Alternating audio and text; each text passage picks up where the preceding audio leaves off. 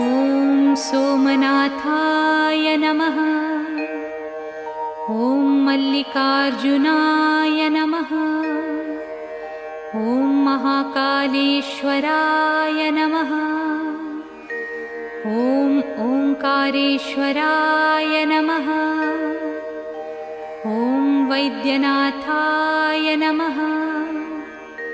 ॐ भीमशंकराय नमः।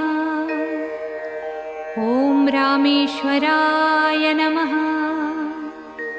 ॐ नागेश्वराय नमः। ॐ विश्वेश्वराय नमः।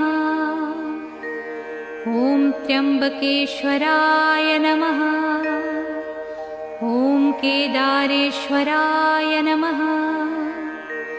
ॐ भुस्मेश्वराय नमः।